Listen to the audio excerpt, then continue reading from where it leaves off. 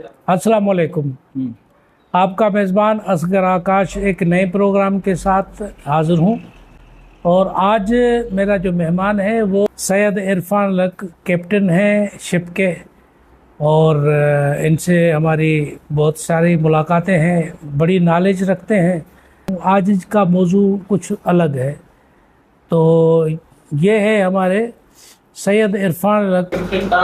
कैसे हैं जी इरफान भाई? ठीक है, खैर खैरियत है। आज का सवाल जो है डिफरेंट है। पिछले हफ्ते आपसे बातें हुई थी और आज जो प्रोग्राम है वो लोग जो है क्रिकेट के हवाले से बहुत मैंने देखा है, हर गली में बच्चे बैठे होते हैं, क्रिकेट खेलते हैं, टेलीविज़न पे होता है तो घर वाले सारे काम छोड़ के क्रिकेट पे नज़र होता है। फिर देखते हैं आखिर में रिज़ल्ट ये होती है कि पाकिस्तान हार गया।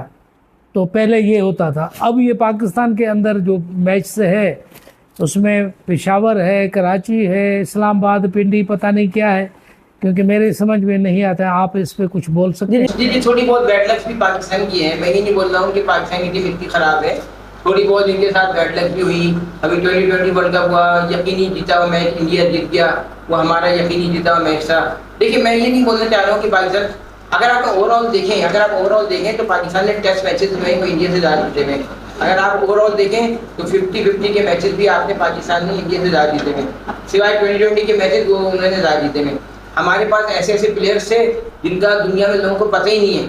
अभी सिर्फ ये चूंकि मीडिया इतना ज़्यादा कवरेज हो गई है कि लोगों को तेंदुलकर और कोहली नजर आता है। सर जैक हॉब्स हैं, 199 फर्स्ट क्लास सेंचुरी बनाई है।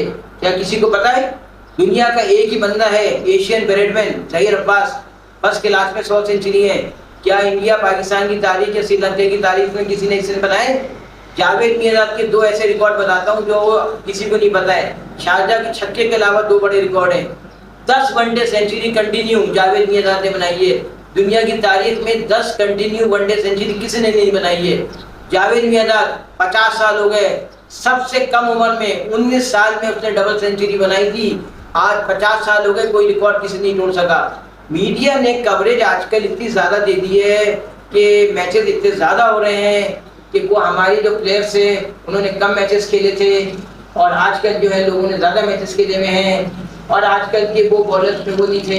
एक ज़माने में शोएब अख्तर, वसीम अकरम, वक़ार यूनुस, आसिफ, वो सब अगर अभी होते तो ये सब चीज़ें नहीं जीत पाते।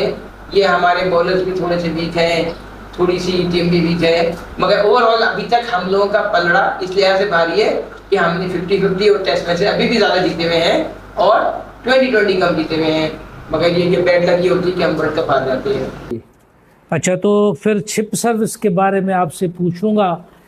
आप रहे हैं वहाँ पे, सीनियर कैप्टन रहे हैं, बहुत सारे लोगों ने ट्रेनिंग आपके थ्रू हासिल की है, तो मुझे ये बताएं, आप शिप के बारे में कंप्लीट बताएं, मगर ये भी बता दो कि कितने मुल्कों में आप गए हो। देखिए, मुल्क तो मैं काउंट करना थोड़ा मुश्किल हो जाएगा।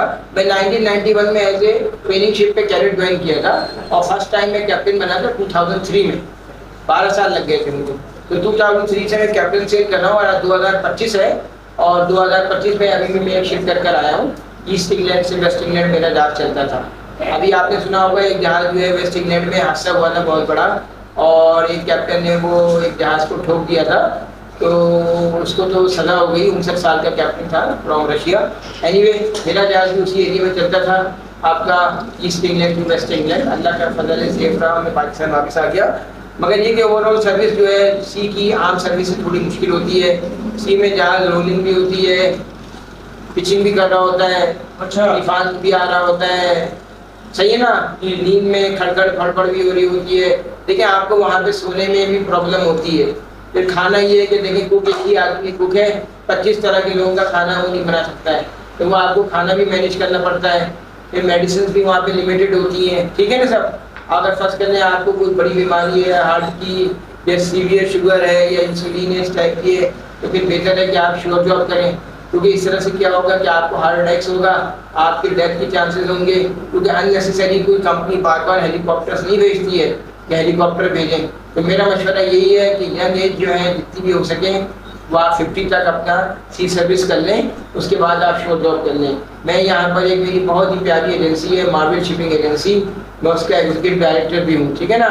हमारे ओनर साहब हैं मिस्टर फाइक इकबाल साहब। हम लोग भी जो है बाहर समंदरों में जहाज़ पे अपने बंदों को भेजते हैं, ठीक है सर। हम लोग भी कराची से बंदों को भेजते हैं और हमारे भी मुख्तलिफ किस्म के एजेंट्स हैं, बाहर से हमारे ताल्लुकात हैं और हम उनको भेजते हैं, ठीक है सर। मगर ये कि जहाँ मुझे मौका मिलता है मैं एज ए शिप और एज ए उनका भी काम भी करता रहता हूँ और शिप पे जाता रहता हूँ। वो क्योंकि शिपिंग में नहीं रहे तो वो मतलब एग्जीक्यूटिव चीफ एग्जीक्यूटिव ऑफिसर हैं, वो यहीं पे काम कर रहे होते हैं, ये सर। बस ये कि मैं ये बोल रहा था कि यहाँ की जॉब बेतनी उससे आसान है, मगर यही है कि शिप पर फिर आपको फंड्स वगैरह ये सब ज़रा ज़्यादा से मिलते हैं क्योंकि रिस्क ऑफ लाइफ वहाँ पर ज़्यादा है। पंप भी फट रहे हैं, तूफान भी आ रहे हैं, सेफ्टी मैटर्स भी है, सिक्योरिटी मैटर्स भी है, आपकी लाइफ भी खतरे में है, ठीक है सर। बहुत सारी चीज़ें इन्वॉल्व होती है सर। तो आपने कितने मुल्क की विजिट की है? ऐसे फर्ज करें कि आपका जो शिप है जी जी रशिया पहुंच गया, तो कौन कौन से मुल्क में अंदर चले गए? अब जैसे रशिया गया, अब हम जैसे मिसाल के तौर पे हम वहाँ पर यूक्रेन भी गए, हम ओडेसा भी गए, हम नॉर्थ भी गए, हम ठंडे इलाकों में गए, -20 था टेम्परेचर। अच्छा, हमने वहाँ पे फ्रॉड भी देखे, मगर आपको फ्रॉड का बता रहे हैं रोमानिया। अब हम रोमानिया गए, आप सच्ची बात बता रहे हैं, हम कैडेट थे। उन्होंने क्या बोला, $10 लिए हमसे चेंज करने के लिए।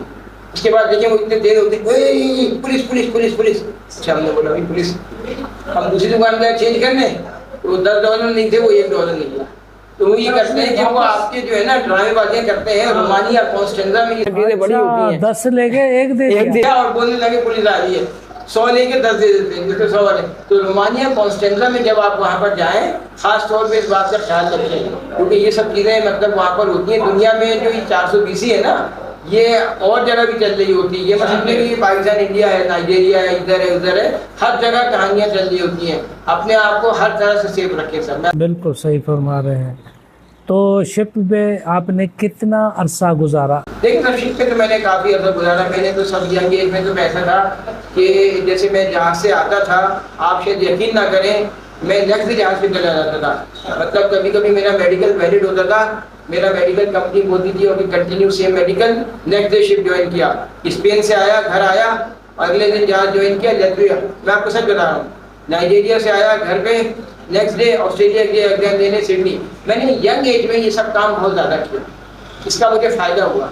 देखिए ये चीज़ आप यंग एज में कर सकते हैं, बाद में क्या होता है थोड़ी मुश्किल हो जाती है, आपकी शादी हो जाती है, फिर बच्चे लोग भी जो हैं वो फील करते हैं ये सब चीज़ें। बच्चे लोग भी सब फील करते हैं कि थोड़ा सा हमारे साथ भी रहो, वाइफ भी हमारे साथ रहो।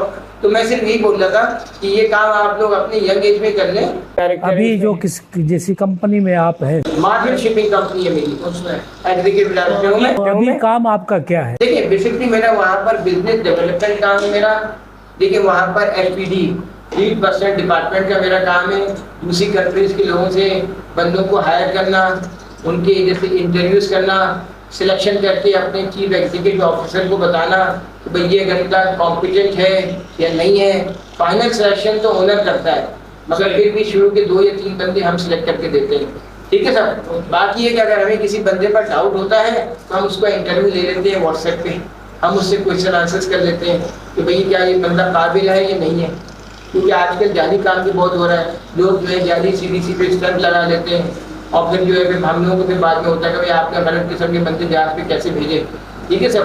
बस ये सब चीज़ें हैं sir. Thank you very much. नाजरीन, ये आज का प्रोग्राम ख़त्म हो रहा है। आप हमारे चैनल को, यूट्यूब को, इंस्टाग्राम को, फेसबुक पेज को आप फॉलो करते रहे, क्योंकि हम नए से नए प्रोग्राम आपको नोटिफिकेशन के ज़रिए दे देंगे। इंशाल्लाह वो भी आप देख सकेंगे, आपको दिखाएंगे। तो अब हमें इजाज़त। Thank you very much. अल्लाह हाफ़िज़।